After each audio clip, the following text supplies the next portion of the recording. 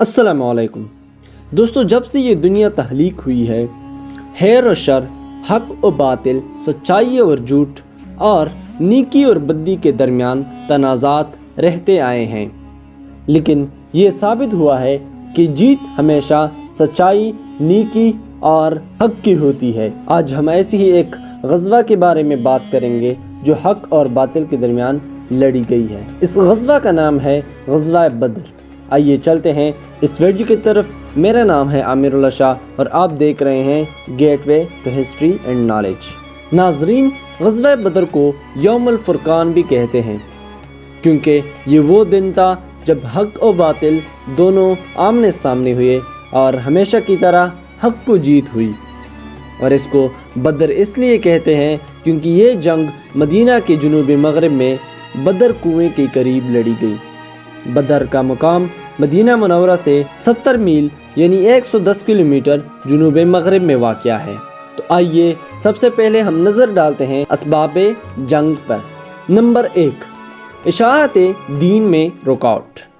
جب حضرت محمد صلی اللہ علیہ وآلہ وسلم مکہ کے سرزمین پر دین اسلام کی اشاعت یعنی تبلیغ شروع کی تو معاشرے کے کچھ مخلص ترین افراد حضرت محمد صلی اللہ علیہ وآلہ وسلم پر ایمان لائے، اور بعض بدقسمت لوگ حضرت محمد صلی اللہ علیہ وآلہ وسلم اور اسلام کی مخالفت کرنے لگے۔ وقت کے ساتھ ساتھ وہ اذیتیں بڑھاتے رہے اور مسلمانوں پر طرح طرح کی ظلم و ستم شروع کی، جس کے نتیجے میں حضرت محمد صلی اللہ علیہ وآلہ وسلم کو اللہ تعالیٰ نے مدینہ ہجرت کرنے کا حکم دیا، لیکن پھر بھی یہ لوگ باز نہیں آئے اور مدینہ منورہ میں اسلام کو تیزی سے بڑھتا دیکھ کر وہاں پہ مسلمانوں کے لیے مشکلات پیدا کرنے لگے۔ مدینہ منورہ میں حضرت محمد صلی اللہ علیہ وآلہ وسلم اور آپ صلی اللہ علیہ وآلہ وسلم کے ساتھیوں کی تبلیغ کے نتیجے میں کافی تعداد میں لوگ مسلمان ہو رہے تھے اور اسلام کو قبول کر رہے تھے۔ دور دراز علاقوں تک اسلام پھیل رہا تھا۔ جنوب کے یمنی قبائل میں سے بھی بعض لوگ مسلمان ہو گئے تھے اور ان کی کوششوں کی بدولت بحرین کا ایک سردار عبد القیس مدینہ منورہ کی طرف آ رہا تھا اور قریش مکہ نے اس کو راستے میں ہی روک لیا۔ اس طرح باہر کے لوگ جب مدینہ منورہ آتے تو قریش مکہ ان کو آنے نہیں دیتے تھے۔ اس سے یہ ثابت ہوا کہ جب اسلام ان مشرکین کو ختم نہیں کرتا، یہ کشمکش ایسی ہی جاری رہے گی۔ نمبر 2، تجارتی شاہراہ کا مسلمانوں کی ضد میں آ جانا۔ قریش مکہ مسلمانوں پر حملہ اس لیے بھی کرنا چاہتے تھے کہ جو راستہ مکہ سے شام جاتی تھی وہ مدینہ منورہ کے پاس سے گزرتی تھی اور یہ شاہراہ مسلمانوں کی ضد میں تھی۔ اس شاہراہ سے قریش مکہ سالانہ لاکھوں اشرفیہ حاصل کرتے تھے اور یہ ان کے لیے بہت معنی رکھتی تھی۔ نمبر 3، عمر بن الحضرمی کا قتل۔ رجب 2 ہجری کو حضرت محمد صلی اللہ علیہ وآلہ وسلم نے حضرت عبداللہ بن حجش کی قیادت میں 12 آدمیوں کا ایک گروہ اس غرض سے بھیجا کہ قریش مکہ کے قافلوں کی نقل و حرکت پر نظر رکھو، لیکن اتفاق سے یہ گروہ اور قریش مکہ کا ایک قافلہ آمنے سامنے آ گئے اور ان دونوں گروہوں میں جھڑپ شروع ہو گئی، جس میں قریش مکہ کا ایک شخص قتل ہو گیا اور 2 گرفتار ہو گئے۔ حضرت عبداللہ نے جب یہ واقعہ حضرت محمد صلی اللہ علیہ وآلہ وسلم کو سنایا تو آپ صلی اللہ علیہ وآلہ وسلم نے ناپسندیدگی کا اظہار کیا، دونوں قیدیوں کو آزاد کر دیا اور الحضرمی کا خون بہا ادا کیا، لیکن قریش مکہ نے اس بات کا بتنگڑ بنانا شروع کیا اور مکہ کے اور قبائل کو بھی مسلمانوں کے خلاف اکسانا شروع کیا۔ نمبر 4، مدینہ منورہ کی چراگاہ پر حملہ۔ مسلمانوں اور مشرکین مکہ کے درمیان کشیدگی بڑھتی جا رہی تھی۔ اس سلسلے میں یہ واقعہ بھی قابل ذکر ہے کہ ایک مکی سردار جس کا نام قرظ بن جابر فہری تھا، اس نے مدینہ کے باہر مسلمانوں کی ایک چراگاہ پر حملہ کیا اور حضرت محمد صلی اللہ علیہ وآلہ وسلم کی مویشیوں کو لوٹا۔ چند مسلمانوں نے قرظ کا تعاقب کیا لیکن وہ وہاں سے بچ نکلا۔ یہ ڈاکہ مسلمانوں کے لیے ایک کھلا چیلنج تھا۔ نمبر 5، ابو سفیان کا قافلہ۔ قریش مکہ کا ایک تجارتی قافلہ شام بھیجا گیا تھا، جس میں مکہ کی عورتوں نے اپنے زیورات بھی تجارت میں لگائے تھے، اور طے یہ ہوا تھا کہ اس قافلے کا منافع مسلمانوں کے خلاف جنگ کے لیے وقف کر دیا جائے گا۔ واپسی پر ابو سفیان کو ڈر محسوس ہوا کہ مسلمان ہم پر حملہ نہ کر دیں، اس لیے اس نے ایک ایلچی کو بھیج کر مکہ سے امداد منگوائی۔ عرب کے دستور کے مطابق قاصد نے مکہ پہنچ کر اپنی اونٹ کی ناک چیر دی اور رنگدار رومال ہلا کر مکہ میں اعلان کیا کہ حضرت محمد صلی اللہ علیہ وآلہ وسلم اپنی لشکر کے ساتھ قافلے پر حملہ کرنے آ رہا ہے، جلدی مدد کو پہنچو۔ قریش مکہ کو یہ لگا کہ قافلہ لوٹ لیا گیا ہے، اس لیے سب انتقام کے لیے تیار ہو گئے۔ راستے میں ان کو معلوم بھی ہوا کہ یہ خبر جھوٹی ہے اور ہمارا قافلہ صحیح سلامت واپس آ رہا ہے، لیکن وہ غرور و تکبر میں ڈوبے ہوئے تھے اور کہا کہ اب مسلمانوں کا ہمیشہ کے لیے خاتمہ کر کے ہی واپس جائیں گے۔ یہ لشکر آگے بڑھتا گیا اور بدر کے مقام پر آ کر ہمت زن ہو گیا۔ یہ وہ وجوہات تھی جس کی وجہ سے جنگ بدر لڑی گئی۔ ناظرین، اب آ کر ہم دیکھتے ہیں کہ مسلمانوں کا کیا رد عمل تھا۔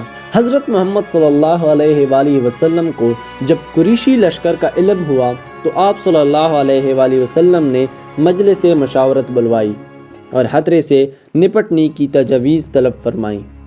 مہاجرین نے جان نثاری دکھائی تو آپ صلی اللہ علیہ وآلہ وسلم نے دوبارہ مشورہ طلب کیا تو انصار میں سے سعد بن عبادہ رضی اللہ نے عرض کیا کہ غالباً آپ صلی اللہ علیہ وآلہ وسلم کا روئے صحن ہماری طرف ہے، یعنی ہماری طرف اشارہ ہے۔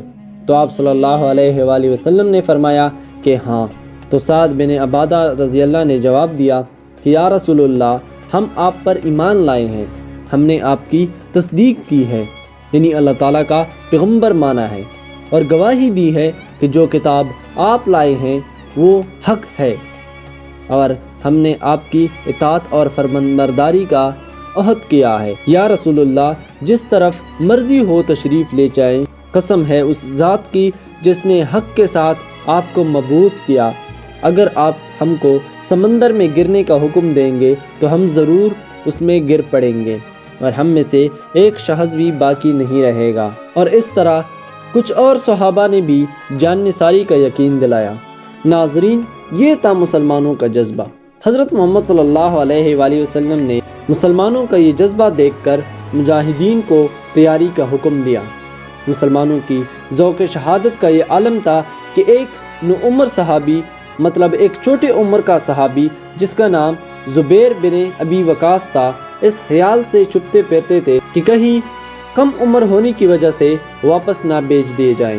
اس کے باوجود مجاہدین کی کل تعداد 313 سے زیادہ نہ ہو سکی۔ ان 313 مجاہدین میں کسی کے پاس لڑنے کے لیے پورے ہتھیار بھی نہ تھے۔ پورے لشکر کے پاس صرف 70 اونٹ اور 2 گھوڑے تھے۔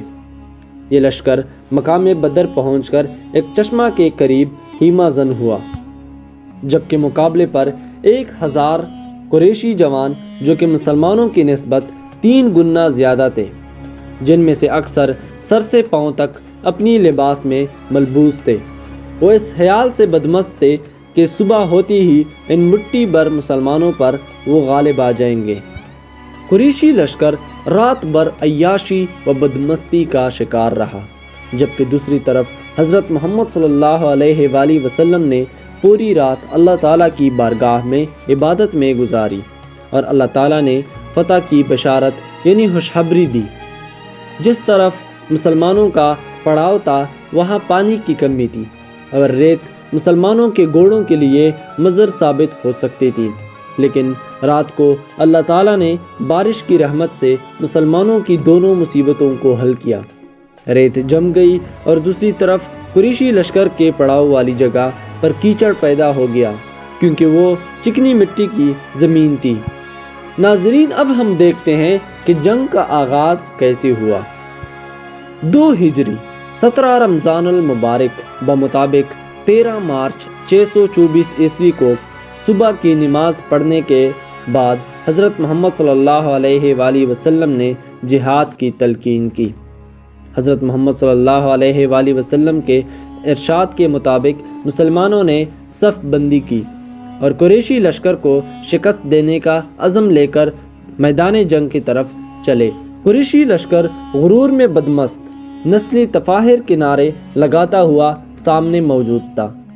دونوں لشکر آمنے سامنے ہوئے تو عرب کے دستور کے مطابق پہلے انفرادی مقابلہ ہونا تھا، اس لیے سب سے پہلے قریش سے عمر بن الحضرمی جو قتل ہوا تھا اس کا بھائی عامر میدان میں انتقام لینے کے لیے نکلا اور مد مقابل طلب کیا۔ مقابلے پر حضرت عمر رضی اللہ کا ایک غلام نکلا اور چند ہی لمحوں میں اس مغرور عامر کو جہنم واصل کر دیا۔ اس کے بعد عتبہ بن ربیہ، اس کا بھائی شیبہ اور اس کا بیٹا ولید بن عتبہ میدان میں نکلے قریشی لشکر میں سے اور مد مقابل طلب کیے۔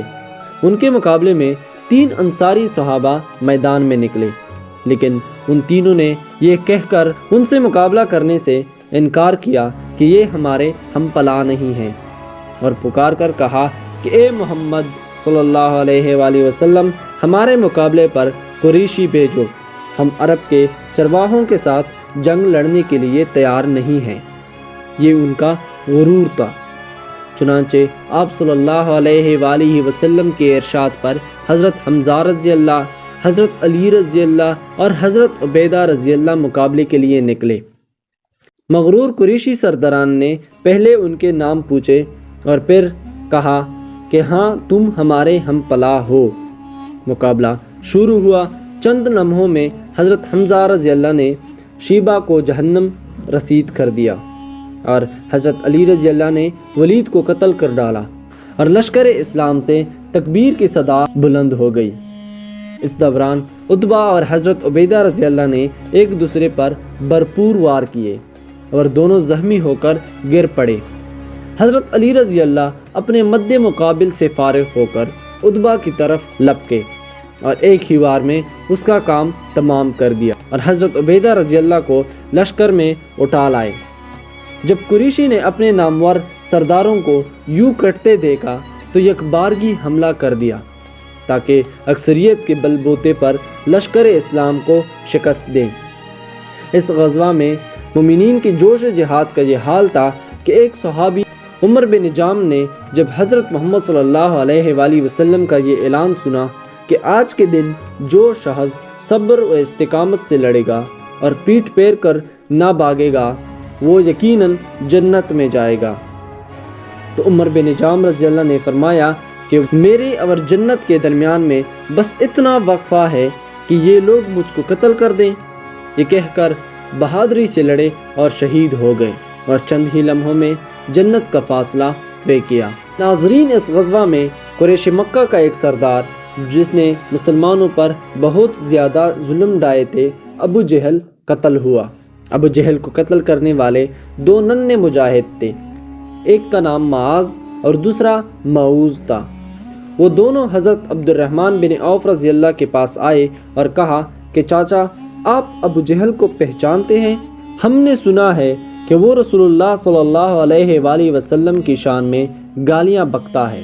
اس پاک ذات کی قسم جس کے قبضے میں میری جان ہے، اگر وہ مجھے دکھ گیا تو اس وقت تک میں اس کو نہیں چھوڑوں گا جب تک کہ وہ مر نہ جائے یا میں شہید نہ ہو جاؤں۔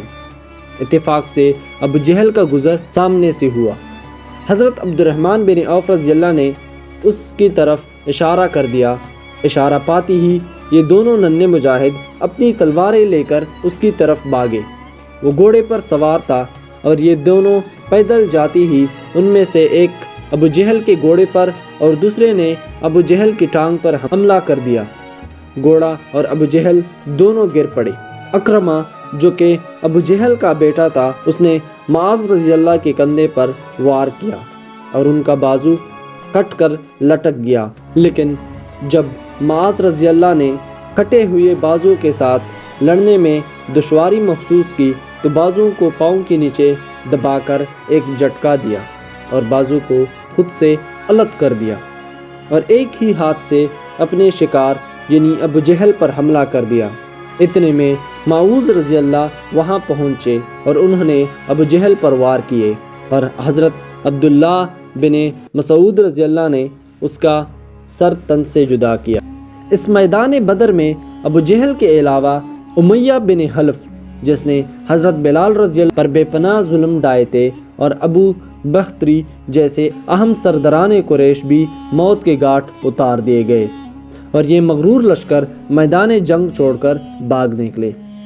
اللہ تعالیٰ نے اسلام کو فتح اور قریش مکہ کو شکست دے دی اور دنیا نے دیکھ لیا کہ فتح و شکست میں مادی قوت سے زیادہ روحانی قوت کا دخل ہوتا ہے۔ مسلمانوں کے کل 14 آدمی شہید ہو گئے تھے جبکہ دوسری طرف قریش کے 70 آدمی مارے گئے تھے اور 70 سے زیادہ گرفتار بھی ہو گئے تھے۔ غزوہ بدر کا نتیجہ یہی نکلا کہ اسلام غالب آ گئی اور مشرکین مکہ کو شکست ہوئی۔ ناظرین، 313 افراد کا ایک لشکر 1000 کفار پر کیسے غالب آ گیا؟ اس کامیابی کی بھی چند اسباب تھے جس میں نمبر 1 نصرت الہی ہے۔ اللہ تعالیٰ نے مسلمانوں کی 1000 فرشتوں کے ساتھ نصرت فرمائی اور دوسری طرف کفار کے ساتھ شیطان تھا، لیکن شیطان نے جب فرشتوں کو دیکھا تو وہ بھاگ نکلا۔ نمبر 2 ذوق شہادت۔ مسلمانوں کو یہ معلوم تھا کہ اگر مریں گے تو شہادت نصیب ہوگی اور جنت میں اعلیٰ مقام ملے گا، اور اگر شہید نہ ہوئے تو غازی ہوں گے اور آخرت میں درجات بلند ہو جائیں گے۔ نمبر 3 بہتر انتظام۔ مسلمان مجاہدین اپنے سالار حضرت محمد صلی اللہ علیہ وآلہ وسلم پر جان چڑھکتے تھے اور ہر مجاہد اپنے قائد کی ہر بات اور ہر اشارے کو مانتا تھا، جبکہ دوسری طرف قریش کا ہر ایک سردار ان کا سپہ سالار تھا اور ان میں اتحاد بالکل نہیں تھا۔ نمبر 4 مشہور قریشی سرداروں کی موت۔ کفار کے حوصلے اس بات سے بھی پست ہو گئے جب ان کے نامور سردار قتل ہو گئے اور ابو جہل کی ہلاکت نے رہی سہی کسر پوری کر دی۔ ناظرین، اب ہم نظر ڈالتے ہیں کہ غزوہ بدر کی اسلام میں اہمیت کیوں ہے۔ نمبر 1 یہ کفار اور اسلام کا پہلا اور اہم ترین تصادم ہے۔ نمبر 2 اس غزوہ سے یہ واضح ہو گیا کہ نصرت الہی ہو تو مسلمان بڑی سے بڑی لشکر یا فوج کو بھی شکست دے سکتے ہیں۔ نمبر 3 اس غزوے کے اسلام میں اہمیت اس بات سے بھی ہے کہ اس غزوے میں بیٹا باپ کے خلاف اور باپ بیٹے کے خلاف، بانجا ماموں کے خلاف اور ماموں بانجے کے خلاف میدان میں آ گئے تھے، جیسے حضرت عمر رضی اللہ نے اپنے ماموں کو اپنے ہاتھ سے قتل کیا۔ حضرت ابو بکر صدیق رضی اللہ کے صاحبزادے عبد الرحمن نے جو قریش کی طرف سے جنگ میں شریک ہوئے تھے، اسلام لانے کے بعد ایک دفعہ حضرت ابو بکر صدیق رضی اللہ کو بتایا کہ جنگ میں ایک دفعہ آپ میری ضد میں آئے تھے لیکن میں نے آپ پر وار کرنا پسند نہیں کیا۔ اس کے جواب میں حضرت ابو بکر صدیق رضی اللہ نے فرمایا کہ خدا کی قسم اگر تم میری ضد میں آ جاتے تو میں کبھی لحاظ نہ کرتا۔ حضرت حذیفہ رضی اللہ کا باپ لشکر قریش کا سپہ سالار تھا اور پہلے قتل ہونے والوں میں شامل تھا۔ نمبر 4 اس غزوے میں جتنے بھی کفار قید ہوئے وہ حضور صلی اللہ علیہ وآلہ وسلم نے صحابہ کرام رضی اللہ میں تقسیم کیے اور ان کو بتایا کہ ان کا اچھی طرح خیال رکھیں، اور صحابہ کرام رضی اللہ نے حضور صلی اللہ علیہ وآلہ وسلم کی بات کی اتنی تائید کی کہ خود کھجوریں کھاتے اور ان قیدیوں کو کھانا کھلاتے تھے۔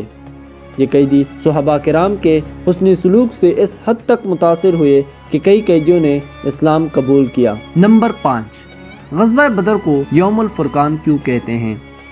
یہ اس لیے کہا جاتا ہے کہ اس دن حق و باطل کا فیصلہ ہوا تھا، کیونکہ مکہ سے روانہ ہونے کے وقت ابو جہل اور دیگر سرداروں نے خانہ کعبہ کا کپڑا پکڑ کر دعا مانگی کہ خدایا دونوں گروہوں میں جو بہتر ہے اسے فتح عطا کر اور جو ظالم ہے اسے تباہ کر دے، اور اللہ تعالیٰ نے مسلمانوں کو فتح عطا کی اور ثابت ہوا کہ مسلمان حق پر ہے۔